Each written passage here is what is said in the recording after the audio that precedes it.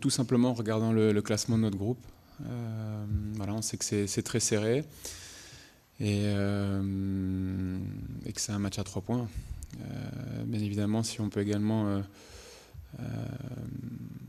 gagner en différence de but, c'est toujours intéressant. Et puis après, on a également ce devoir, on le répète souvent, de porter ce maillot de l'équipe de France.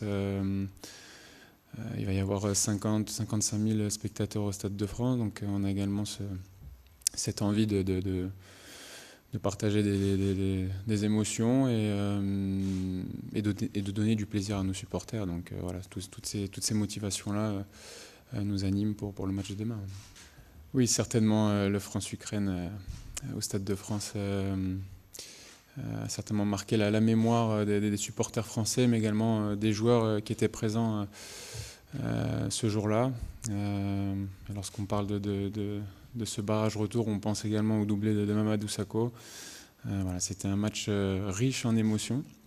Et c'était certainement ce match-là qui nous a donné un élan positif pour la suite, que ce soit pour la Coupe du Monde au Brésil, pour l'Euro disputé en France et puis pour le sacre mondial en Russie.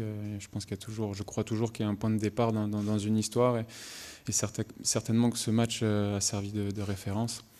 Et voilà, en ce qui concerne le Stade de France, je pense qu'il fait partie du patrimoine du football français.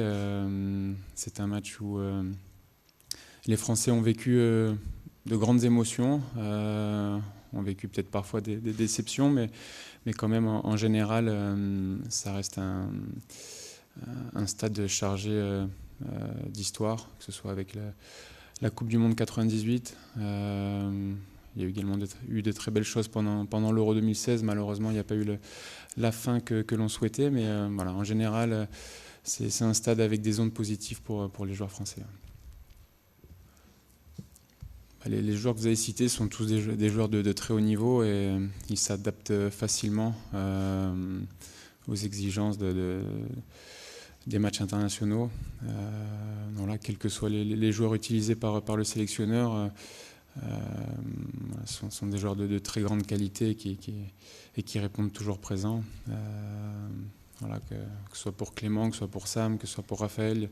Ils ont l'habitude en club de cette exigence. On ne joue pas au Real Madrid et au FC Barcelone par hasard. Oui, bien évidemment, on a échangé. Après, ce qu'on s'est dit, ça reste entre nous, mais je pense qu'il faut prendre la chose très positivement. Il va rejoindre le club le plus prestigieux au monde. Et voilà, pour que ce soit une expérience positive, il faut le prendre d'une manière positive. Et dans le football, on ne sait jamais ce qui va se passer, donc il faut qu'il soit prêt à toute éventualité.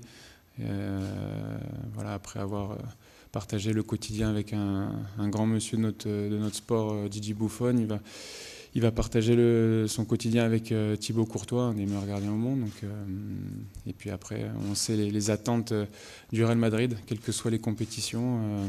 Voilà, il faut toujours répondre présent et il aura certainement sa chance d'évoluer sous ces nouvelles couleurs. Ah non, c'est le coach avec son staff qui prennent les décisions sur le 11 de départ. Après, c'est toujours important de donner du temps de jeu lorsqu'on le peut aux joueurs. Et, voilà, comme je l'ai dit, le match de demain, quel que soit le 11 de départ, l'envie est commune, c'est de prendre les 3 points et je le répète, de prendre du plaisir, d'en donner à nos supporters.